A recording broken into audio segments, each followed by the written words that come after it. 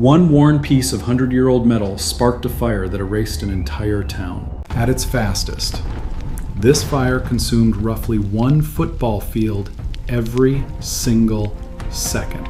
By the time most residents even smelled smoke, their neighborhoods were already burning. The town's name was Paradise, and that irony wasn't lost on anyone who survived. By the end of this video, you'll understand exactly how fast disaster can move. Drop your city below if wildfire risk is something you actually think about.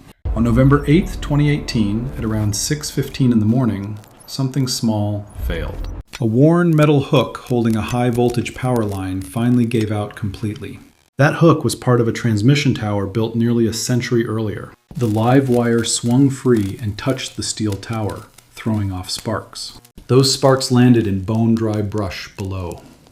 In a remote canyon in Northern California, powerful winds were already gusting through that canyon at nearly 50 miles per hour. Within minutes, that spark became a wall of flame racing downhill towards civilization. Camp Fire actually took its name from Camp Creek Road, near where it first ignited. Confusingly, many people assumed the name referred to a military camp, which it didn't.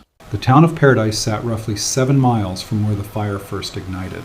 Paradise was home to nearly 27,000 people that ordinary Thursday morning. Many residents were retirees drawn to the town's mild climate and forested, quiet streets. That same forested landscape people loved was exactly what made the town so vulnerable. Within about 90 minutes, wind-driven flames had already reached the edge of town. The fire also swept through the nearby communities of Concow and Magalia that same morning. Many residents got almost no meaningful warning before the fire arrived at their doorstep. Nearly the entire population tried to flee down the same narrow mountain road. That road, called Skyway, quickly became a gridlocked river of trapped vehicles.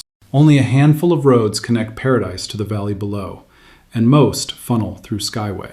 With one main route overwhelmed, alternate roads became just as jammed within minutes. Flames closed in on both sides while cars sat bumper to bumper, barely moving. Some drivers abandoned their cars entirely and ran through smoke and falling embers. Others drove directly through walls of flame just to keep their escape route open. Firefighters themselves later described driving past burning cars just to reach trapped residents.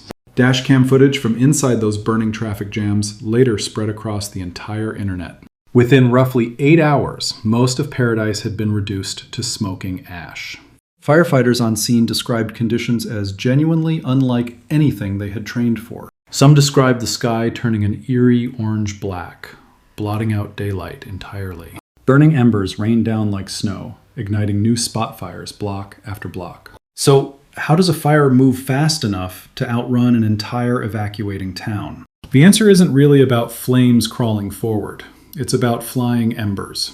Powerful winds can hurl burning embers over a mile ahead of the main fire. Each ember that lands starts its own brand new spot fire almost instantly.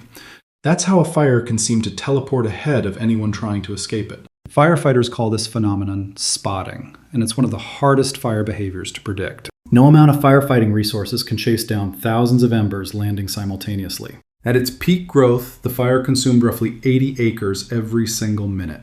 Northern California regularly experiences powerful downslope wind events during late fall each year. Cold, dense air rushes down mountain slopes, accelerating dramatically as it funnels through canyons. Those winds work almost like a blowtorch, driving flames forward at incredible speed. This particular wind event is locally known as the Jarbo Gap wind pattern.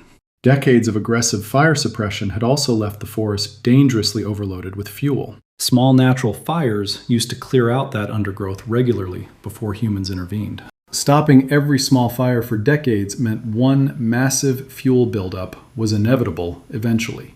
A severe drought and a bark beetle infestation had also killed millions of trees. Standing dead trees essentially became dry kindling, waiting for exactly this kind of spark. Add hurricane-force downslope winds, and you get a genuine firestorm, not a normal fire. California had actually broken its own wildfire records multiple times in the years just before this. Just 1 year earlier, the Tubbs Fire had destroyed thousands of homes near Santa Rosa.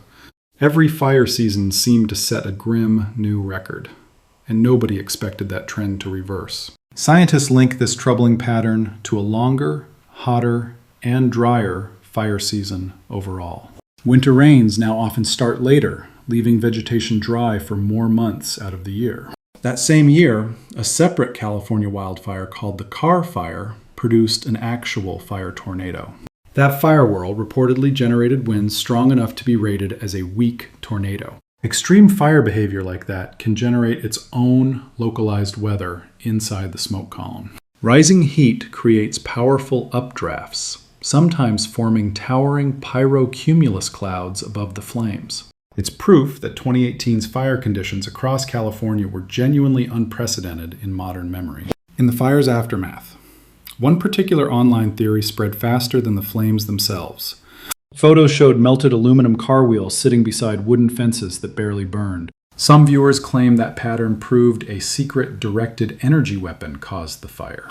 There's no actual evidence supporting any kind of laser or energy weapon involvement here.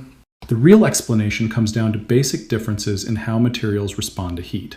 Aluminum melts at a little over 1200 degrees Fahrenheit, fairly low threshold. Wind-driven firestorms regularly exceed that temperature, especially inside tight, fuel-packed pockets of heat. Wood, meanwhile, simply burns away and turns to ash instead of forming a puddle. Wind can also blow burning embers past one structure while igniting the one right beside it. Roofing material, defensible space, and pure luck all decide which houses survive a firestorm. That's the genuinely wild but entirely explainable physics behind those viral photographs. Conspiracy theories tend to spread fastest right when a disaster feels too extreme to be real. Ironically, the true explanation, extreme wind-driven heat, is arguably even more alarming than fiction. The human cost of that morning was devastating and largely fell on the elderly. 85 people confirmed dead, many found in cars or near evacuation routes. A significant number of victims were residents of senior living facilities and mobile home parks. More than 18,000 homes and buildings were completely destroyed in a single day. The fire ultimately burned through more than 150,000 acres of land. For comparison, that's an area larger than the entire city of Chicago combined.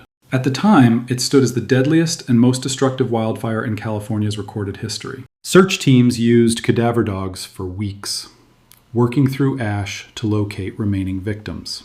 Identifying some victims required dental records and DNA testing. Given the extreme heat involved, investigators later found the local warning system had a critical, deadly weakness built in. Emergency alerts required residents to actively sign up in advance to receive them. Thousands of residents had simply never opted in and never got a warning at all. By the time evacuation orders reached some neighborhoods, the fire had already arrived there. After Paradise, California pushed for wireless emergency alerts that reach every phone automatically.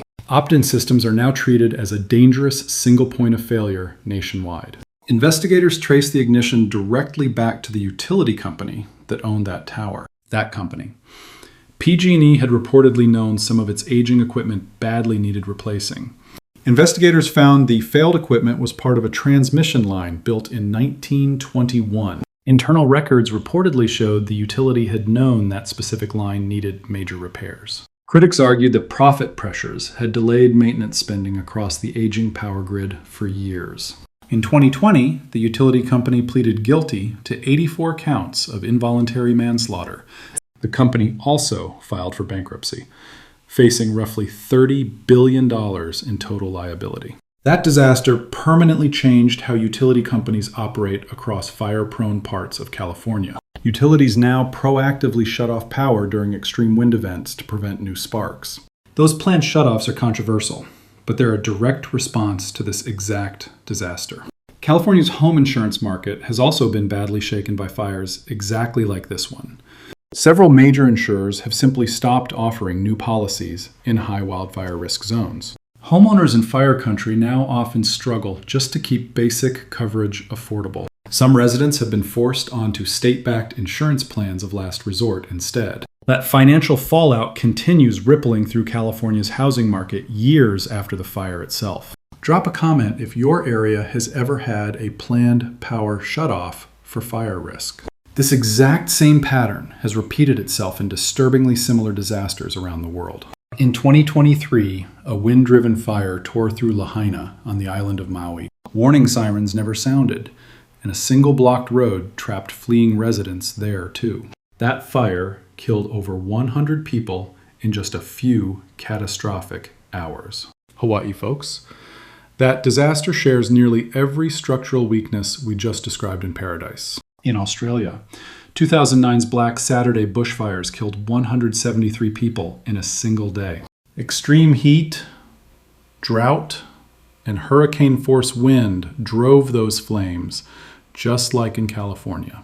In Greece, 2018's Madi wildfire trapped residents between fast-moving flames and the sea. Some victims there died in their cars, in traffic jams eerily similar to Paradise's. In Canada, 2016's Fort McMurray fire forced the evacuation of an entire oil city. Nearly 90,000 people fled that fire, though thankfully nobody died directly from the flames. That evacuation still stands as one of the largest wildfire evacuations in Canadian history. Portugal and Greece both experienced deadly, fast-moving wildfires within the same general decade. Southern Europe's hotter. Drier summers are producing fire behavior once considered rare there. More recently, in January 2025, massive fires tore through the Los Angeles area. Those fires destroyed thousands of homes in Pacific Palisades and Altadena within days. SoCal folks, that disaster proved this exact risk hasn't gone anywhere since 2018. Investigators there are still working to determine the exact ignition source of those fires. Early evidence points toward possible utility equipment involvement, echoing Paradise's own investigation closely. Wind, drought, dense fuel, and human ignition sources keep producing the same tragic pattern. Chile's Central Valley, Spain, and parts of South Africa now face similar seasonal fire risk. Warmer, drier conditions are quietly expanding the map of places vulnerable to firestorms like this. Now, let's get practical, because this disaster carries real lessons for fire-prone regions. If you live near wildland vegetation, defensible space around your home genuinely saves structures. Clear dry brush, dead leaves, and flammable material within at least 30 feet of your house. Fire-resistant roofing materials, like metal or tile, dramatically outperform wood shingles during ember storms. Ember-resistant vents can stop flying sparks from igniting a house from the inside out. Sign up for every local emergency alert system available. Don't rely on just one. Know at least 2 separate evacuation routes out of your neighborhood, not just one. Practice your evacuation route physically. Don't just plan it on paper and forget it. If officials ever tell you to evacuate, leave immediately. Don't wait to see the flames. Fire officials often call this the 2-minute rule. Waiting costs lives, not minutes. Keep a go bag ready with documents, medications, water, and a change of clothes. Keep your gas tank at least half full during any period of elevated fire risk. N95 masks help significantly if you're ever stuck breathing heavy wildfire smoke outdoors. Check local air quality index readings before letting kids or pets play outside during fire season. Homeowners' insurance policies should be reviewed annually, especially if you live near wildland areas. For many residents of Paradise, none of this advice existed in a usable form that morning. Families lost homes, pets, keepsakes, and in the worst cases, each other within hours. Paradise's population still hasn't returned to what it was before that November morning. Years later, rebuilding still continues slowly. One house and one family at a time. New building codes in Paradise now require fire-resistant roofing and defensible landscaping for every home. Some survivors chose never to return, permanently relocating to other parts of California instead. Others rebuilt almost immediately, determined not to let the fire define their community's future. The town's name, Paradise, has taken on a permanently heavier meaning for survivors. Tell us which part of this story surprised you most, the speed or the response? If this opened your eyes to real wildfire risk, share it with someone who should see it. A single worn piece of metal, high winds, and dry fuel were all it took. Disasters like this rarely announce themselves. They simply wait for the right conditions to align. Stay alert, stay informed, stay prepared. because fire moves faster than most people ever expect.